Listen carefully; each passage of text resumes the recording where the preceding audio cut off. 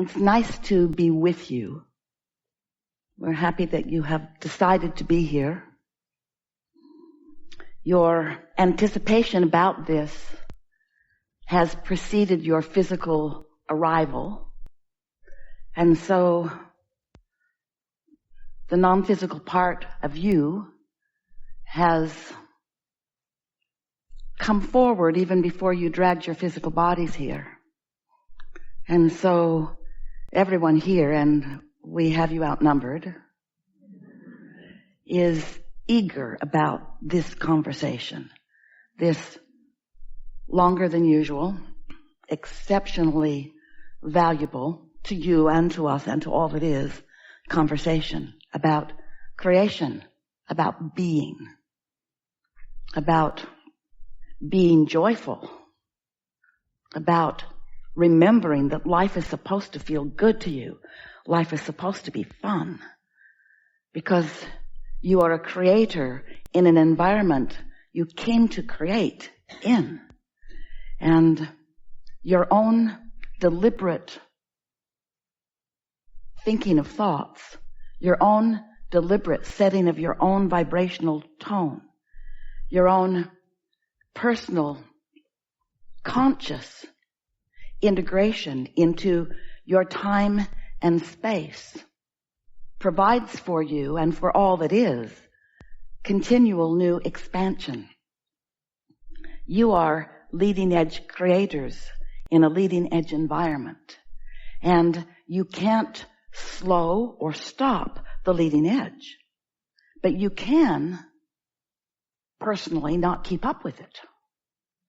And we're not talking about a leading edge that has been assigned by someone else, or even the leading edge that the collective consciousness that is you has provided. We're talking about your own personal leading edge that your own contrasting life continues to provide. So this continual new awareness, new becoming is happening for you and about you all day, every day. And the question that we want you to address and get a handle on is, how well are you keeping up with your own leading edge? Because every bit of satisfaction comes from you moving in the direction of your own leading edge. When life causes you to expand or to become more, you got to keep up with it, or at least be moving in the direction of it. Because if you're moving in opposition to your own desire, if what you are perceiving in some moment in time is causing you to reflect on things that are in vibrational opposition to your own desire, that creates a resistance within your vibrational field that shows up in your personal experience as negative emotion. That's what negative emotion always means. It means you have become something more than you are in the moment of your negative emotion, allowing yourself to recognize or be in vibrational alignment with. And so that's mostly what we'll be talking about today, how you can keep up with you, how you can move in the direction of who you really are. Because as you've moved through life, sifting through the contrast, the glorious contrast that is the basis of all expansion in all of the universe, as you are participating in this contrast, two different things are happening. The most significant is that you are coming to new awarenesses of what you prefer, whether you're speaking it out loud or not. You just can't live in a moment in time without the experience causing you to identify what you would prefer. It's just how we are all oriented. So as you're radiating those preferences, the non-physical part of you understands the newness that you have discovered, focuses upon it unequivocally with no resistance, becomes immediately a vibrational match to the new expanded version of you, which gives you an opportunity then to feel even more keenly your relationship with your own inner being, whether you're flowing in the direction of your new expansion or not. So while life is causing you to continually expand, it is also showing you what thoughts and habits of thoughts, that's what a belief is. A belief is just a thought that you continue to think. What habits of thought that you're bringing forward with you into your new day and your new day and your new day and your new day that are hindering the newness that you are asking to be. You hold beliefs from past experiences, maybe something that happened to you, maybe something that happened to someone else that you observed, maybe something that happened to your parents or their parents that they told the story often enough that you became a vibrational participant in that story. But what we're getting at is, at the same time that life, your life, is causing you to constantly expand, it's possible, probable, happening all day, every day, that the life that you have lived is holding you back from the expansion because you just keep believing stuff. And by believing it, we mean thinking about it, we mean activating it, we mean introducing it into your right now vibrational point of attraction. Ooh. You heard that, didn't you?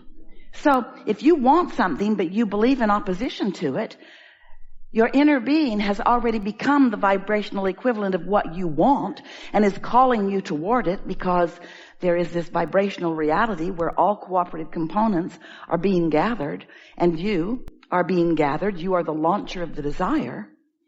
But if you're continuing to beat the drum of something that is not a vibrational match to what you are asking for, you're introducing resistance and you can feel it. That's what negative emotion is. And often you do it without even knowing you're doing it. You don't know. You don't really know across the board what beliefs you currently believe that are in your way. And the reason is because, you might want to write this down, you believe so much in your beliefs. You believe so much in them, and we understand why you believe in them, because when you believe something, you offer a vibration about it and you keep recreating it. So something that happened a long time ago, you keep renewing your membership to. You keep bringing it forward. And so then the memory, which could be very slight or non-existent at this point, is really active and alive because you talked about it today and you talked about it yesterday and you talked about it the day before, even though it happened 20 years ago. And so when people encounter you, you're a fresh new person. And if you're like most humans, you're regurgitating a lot of old stuff. So things don't change very much if that's what's going on with you. Oh, different faces in different places, but same old, because you continue to offer these same belief patterns. When Jerry and Esther first met us, Esther was quite happy about her realization that she was tuned in, she was in the receiving mode of infinite intelligence. And she said to Jerry, now I will be able to know who's lying to me. And Jerry just smiled. And he said, well, that will be quite helpful, I'm sure. And then, as they discussed it with us, we said a better thing to be asking rather than, is this person lying? Esther was really excited. There was a judge program on the television at the time, long time ago, Judge Wapner. And he had these real live cases. The people were real and the cases were real, and Esther planted herself right down in front of the television to see this because she knew they were going to say that and they were going to say that, and Abraham was going to tell her which one was telling the truth. And so the first program came on and she watched, and we said a better question to ask is not who is telling the truth. A better question to ask is who believes what they're saying. Because when you believe what you're saying, you don't split your energy. It's only when you say something in opposition to what you believe or desire that you split your energy. Esther was quite disappointed because she, like the judge, wanted to nail one or the other of them. Well, who's just the most right? Who's the most right? But after a little while, and through a lot of life experiences, Esther, and we are sure it's happening with you too, you come to realize that there is room for more than one point of view. And since you create your own reality, nobody else does, then you identifying what your point of view is a really good thing. When you identify what your point of view is, and this is where we come in, you work just a little bit to mesh your point of view with the point of view of your inner being, who has broader view and longer view, and who is always on your side, who is always wanting to help you find your path of least resistance to what you desire.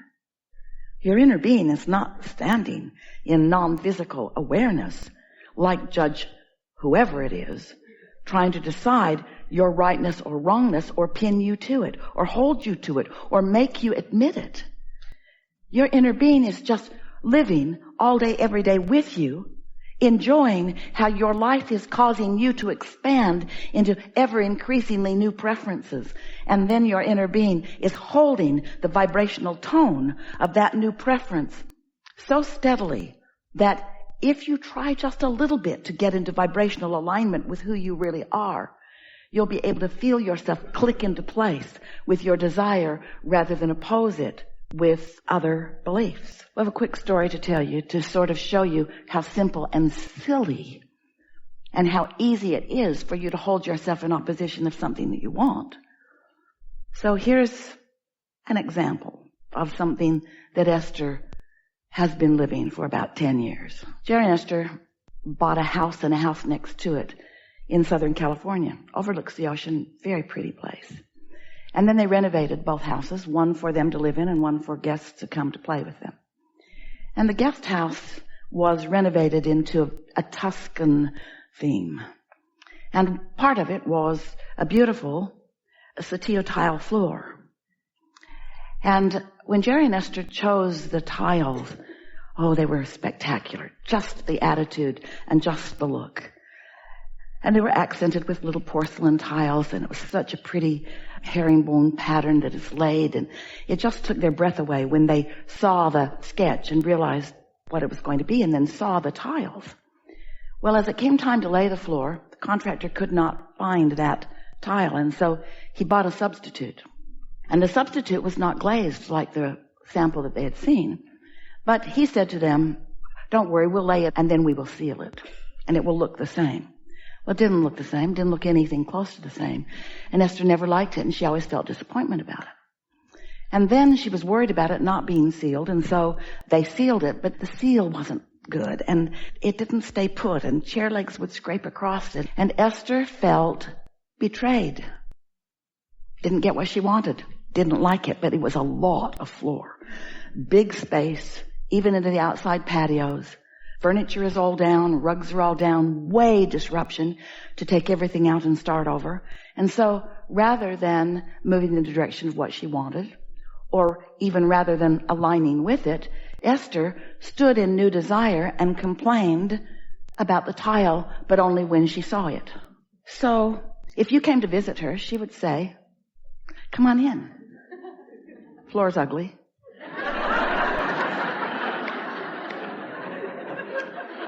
The tile we chose was really beautiful, but they couldn't get it. And so they got this. And then they sealed it. Look how it's coming up there. And look at that. Yeah. I guess I could replace it, but it would be so disruptive. So disruptive.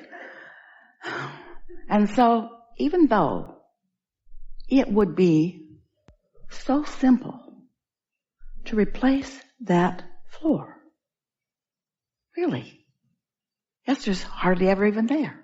So it wouldn't disrupt her experience. Somebody else could move the furniture. They might bang it up. Someone else could move the furniture. Where would we put it?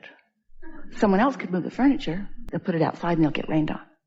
Someone else could move the furniture. It's going to cost a lot of money and it's their fault. They should pay for it. They can't pay for it. They aren't able to pay for it. It's been 10 years ago. So Esther doesn't let it be easy because she has this truth that she feels obligated to keep active. She must continue to explain, so it seems, why this reality exists against her desire.